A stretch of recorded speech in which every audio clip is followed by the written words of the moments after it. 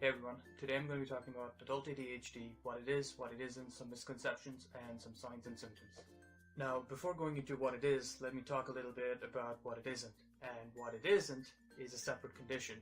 Technically, there's no such thing as adult ADHD, it's just ADHD.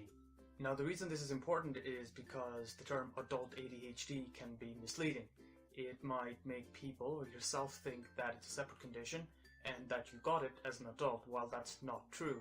People with ADHD, so adults with ADHD, have always had ADHD. Children with ADHD grow up to be adults with ADHD. You might not have known about it when you were a child. I myself really didn't. It only started getting worse when I went into college and moved out and started having to be independent, which I've struggled with. Now, as I mentioned, the severity of ADHD symptoms can differ from person to person. So when you grow up from a child, a lot of people grow out of their symptoms or find ways to cope with it to a point where it doesn't really bother them, but the ones for whom the symptoms remain, they become the adults with ADHD. The symptoms are either very severe or they just haven't managed to develop coping mechanisms to actually get around the symptoms. The symptoms as an adult are in the same vein as when you have it as a child, but it's just slightly different. Think of it this way, a child will not really have experience dealing with their negative emotions or when they're bored or they just don't know how to handle it because they've never really faced it before. But when you're an adult and you have decades of experience, anger problems or problems with rejection and boredom, you develop coping mechanisms. There's also the fact that some things children just won't face.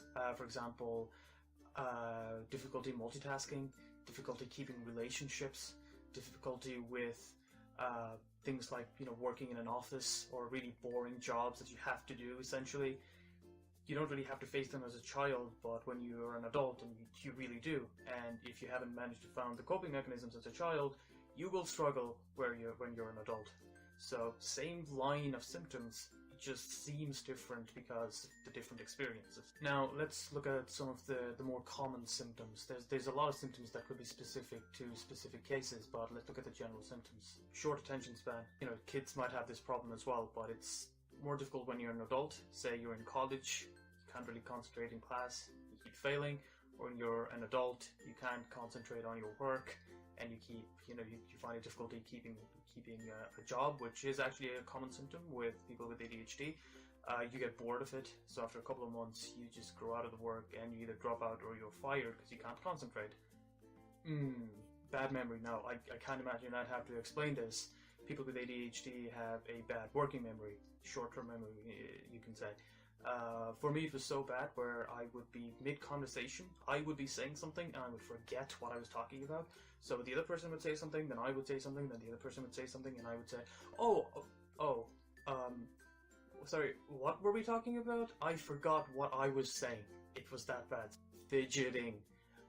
As a child, you might be hyperactive, run around, even if you're the primarily inattentive type like myself, but when you're an adult, you fidget. You fidget with your hands, you fidget with pens. What I do is I swing back and forth like this. I have broken many chairs by just doing this.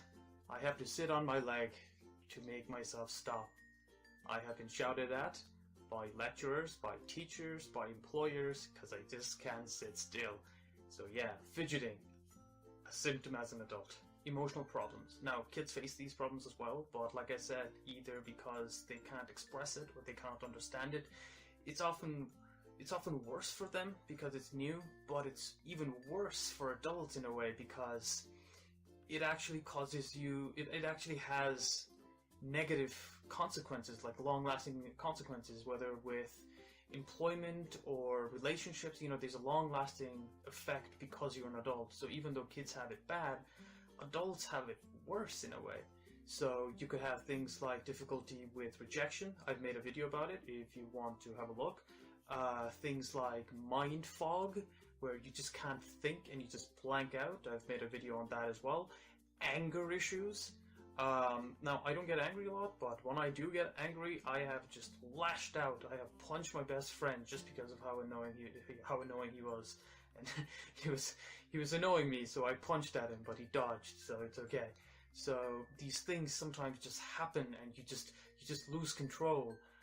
As a child, it might be difficult, like I said, but as an adult, it might be even worse. And that's it for this video. This was just supposed to be an introduction video on a series I'm making on ADHD when you're an adult.